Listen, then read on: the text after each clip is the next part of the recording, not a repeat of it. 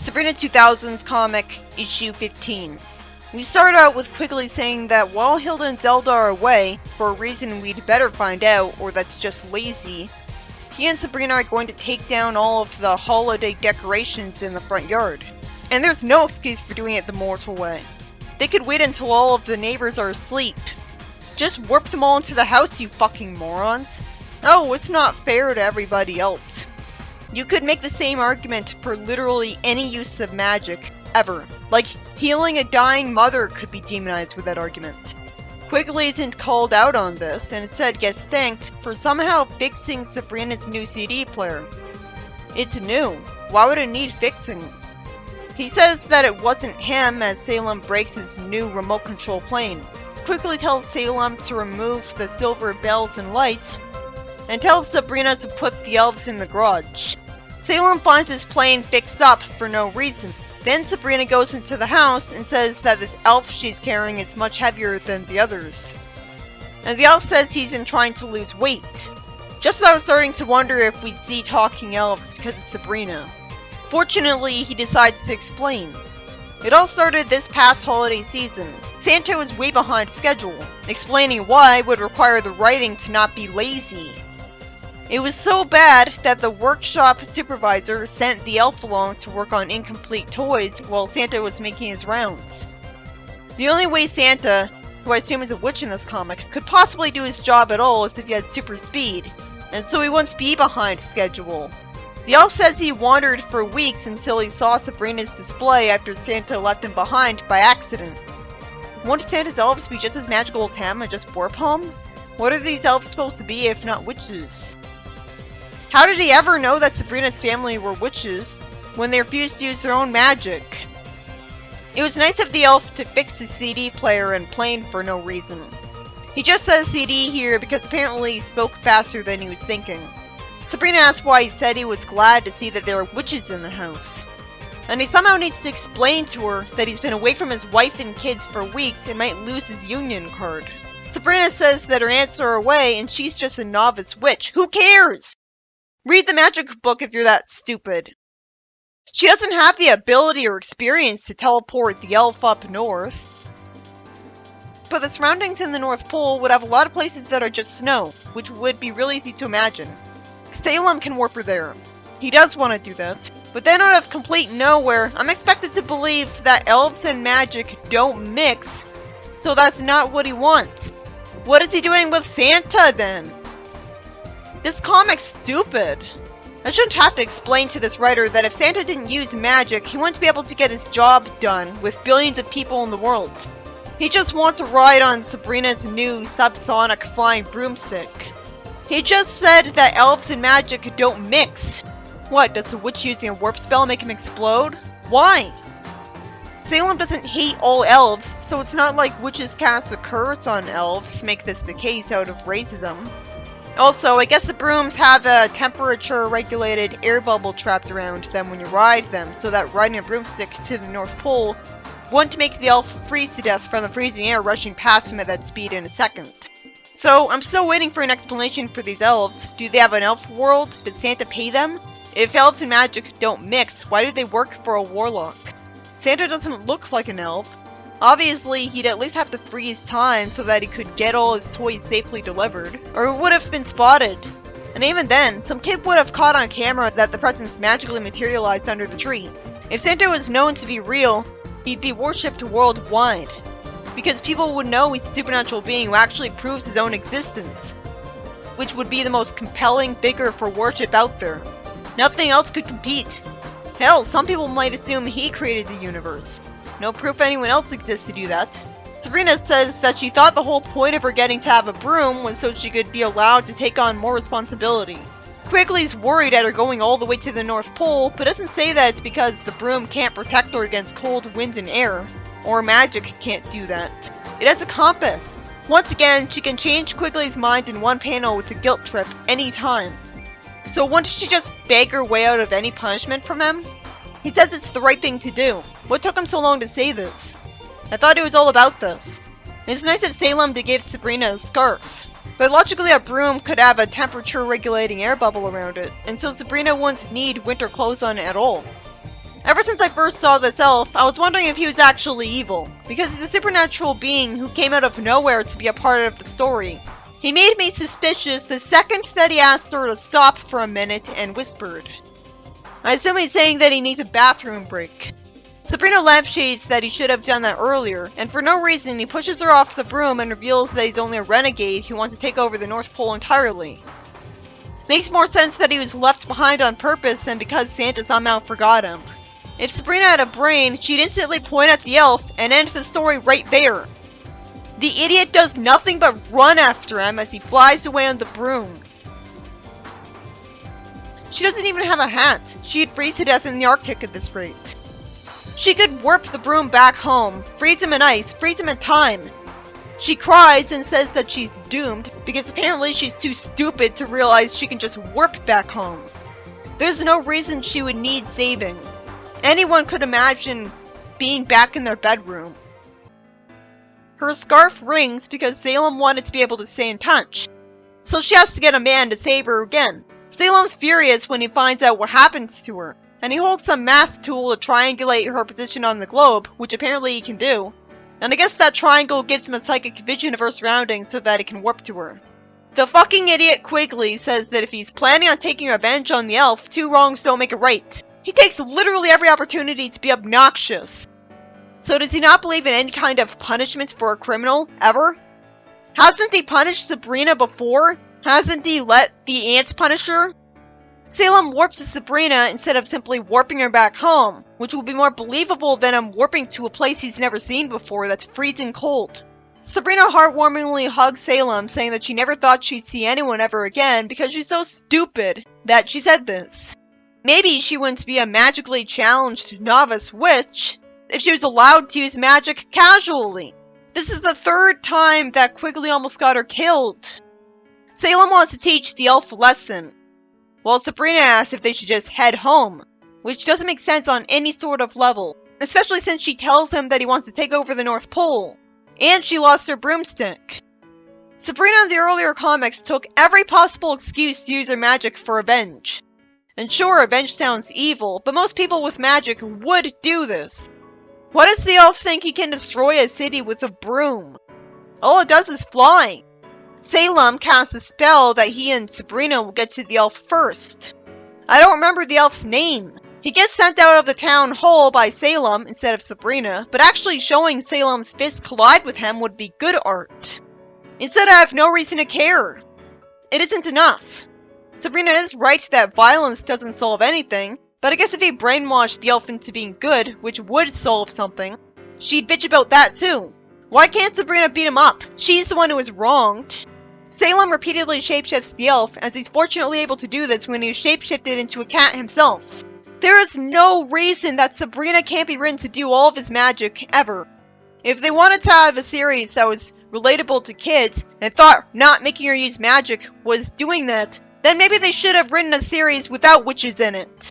Santa shows up out of nowhere and thanks him and Sabrina, driving the anti-violence message out of nowhere home when the writer had no reason to think the audience would ever side with it at this point.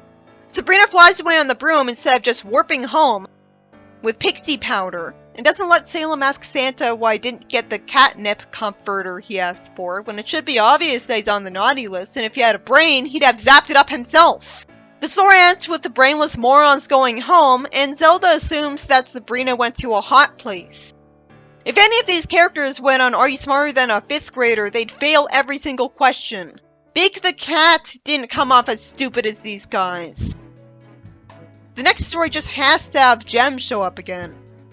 She makes Sabrina shout "look out" when she skates past her at the ring and calls her a geek. Why in the world would you call the world's dumbest blonde a geek? She hates superhero comics. If anything, Jem's more of a geek, because she's always coming up with plans, meaning that she's smarter than her.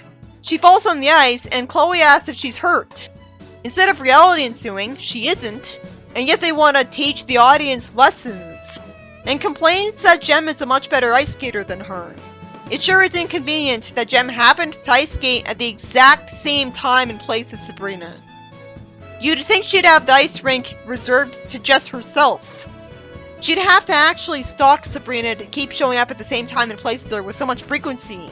Sabrina says that she's actually tried using witchcraft to make herself a better skater. Okay, now she approves of casual magic.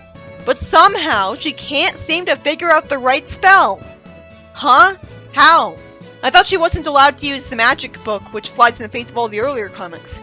Then she idiotically thinks she can ask her aunts to cast a spell on her and has any faith in them to be happy to help her. As if she literally just met them. Zelda the giant hypocrite says that she's gotta stop using magic to solve her problems. Says to the girl who uses magic so much that it became automatic. I can't be alone in having these problems with a comic. That'd be ridiculous. God forbid they do something to help their niece. That'd be a good deed. Hilda says that Sabrina forgot she's living among normal human beings. She only wants to be better at it, so she'll keep getting to harmlessly have fun with it, and be less likely to hurt herself. So how is it wrong for her to use magic to become better at ice skating? It's not like she wants to use it to win a competition. Hilda says that if she uses too much magic, she'll frighten people away, including her friends. Never mind the fact that she can erase people's memories whenever she wants. If anything, Chloe encourages her to use magic, and it's immediately obvious that nobody would know that Sabrina used magic to make herself good at ice skating. These aunts lecture Sabrina about wanting to use her own magic, instead of refusing to acknowledge Gemma as a human being. Then Hilda says she'll find someone to give her private lessons so she can be a great skater without witchcraft. I wish she explained what her logic probably is. Her logic is probably that it's more morally right to pay someone for their services than use magic to avoid using them, cheating them out of money in the process. I wish she explained that instead of looking like someone who just wants to waste money. Rick would think these people are complete idiots, and that'd be satisfying. Predictably, since Sabrina's smothering aunts insisted on coming along, they fall in love with the instructor, and selfishly distract them from Sabrina and pretend to be terrible at skating. Now, I can understand them being desperate after hundreds of years, and their presumed moral opposition to love potions. But they could just ask him for a date right now instead of butting in on Sabrina's lesson. And it's not implied that these two are in pain for the rest of the scene, so the slapstick against themselves didn't feel like they were punished for their behavior. The instructor says that both of the ladies can benefit from his instructions, and the two of them angrily grab his arms as he looks nervous. You'd think they would have gladly grabbed his hands. Hilda and Zelda compliment him, and use magic on themselves to become great skaters, giving the credit to him, which logically would make him think they're just pretending to be bad at skating the whole time. I'm waiting for Sabrina to have an angry thought bubble about what hypocrites they're being. Eventually, Zelda takes her hypocrisy up to 11 and summons a fire-breathing dragon, which makes me wonder why she thought Hilda would survive that. Was she literally trying to kill her? That's like a shitty modern comic where they make a habit out of murdering each other, which sounds like it's straight out of bad fanfiction. The story just ends there with Sabrina saying that she learned that magic does frighten people away. So, the whole reason they were written to do this was to force that message on her. Logically, Zelda would erase his memory of this and receive no consequences. Instead, the story ends with Sabrina saying that Hilda was right when she should have been mad at them for casting a spell on themselves and not her. So, does she ever become a better skater? In the next story, Salem shows up dressed as an astronaut and tells Sabrina that he can help her study for a history test. And he says that he was the first cat on the moon. Sabrina ignores him and says that if she doesn't pass this test, she's history. See, why does Jem think she's a geek? Salem says that one wave of her hand will give her the right answers. Because magic knows everything? He turns himself into a very smart pair of eyeglasses that tells her the answers to the history test, which he would have long since forgotten because it's all useless knowledge. Sabrina tells him that she doesn't need his help and to get off her face. I'm impressed by the surprising depth that Salem's showing here, as apparently he's really smart at history. Harvey wants to walk her to school, surprising her in her house. He showed up in her house a lot more in the 70s comic and Hilda hated it. This just makes me miss that comic. He wants to try Salem on, and the ants see it and somehow don't recognize that Salem. Harvey asks to borrow the sunglasses from Sabrina and return them at school, and Salem wants to help him and show Sabrina what she's missing. He calls himself Harvey's subconscious, and tells him he's his friend and wants to prove it.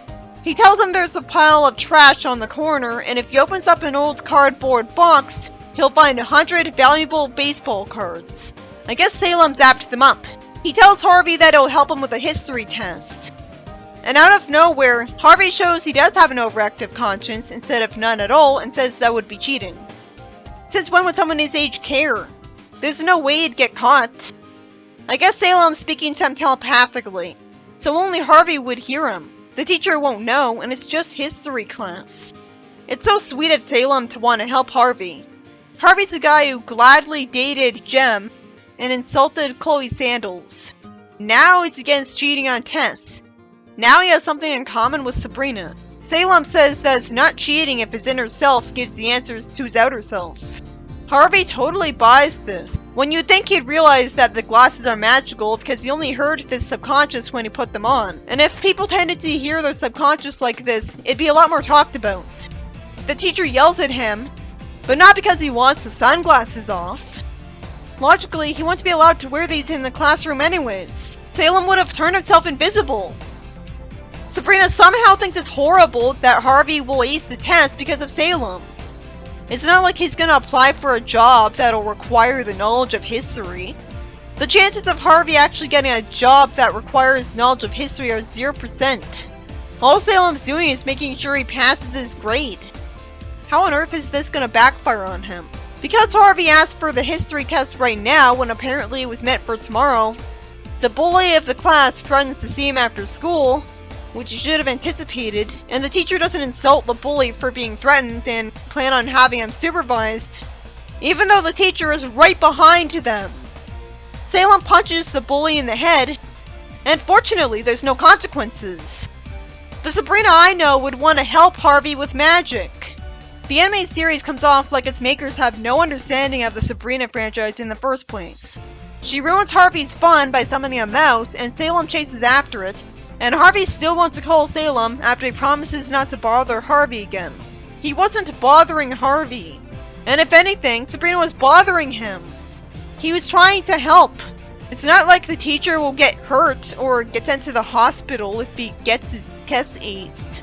If this is a bad deed, it's the most petty bad deed ever. There's no attempt at an explanation for why I was expected to believe that Salem making a test easier was evil. The first story, by Mike Gallagher, is about an elf tricking Sabrina into bringing him to the North Pole on a broom so that he can try to take it over. There was already an Archie's TV Laugh-Out story that had an elf that was evil.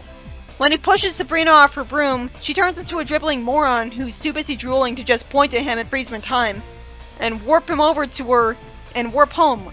She doesn't need Salem to save her, ever.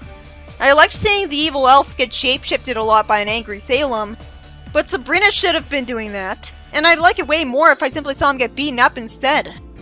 The second story, by Angelo, it's about Sabrina's aunts arbitrarily refusing to make her a great ice skater with a spell when she just skates as a hobby, and she could actually get hurt otherwise.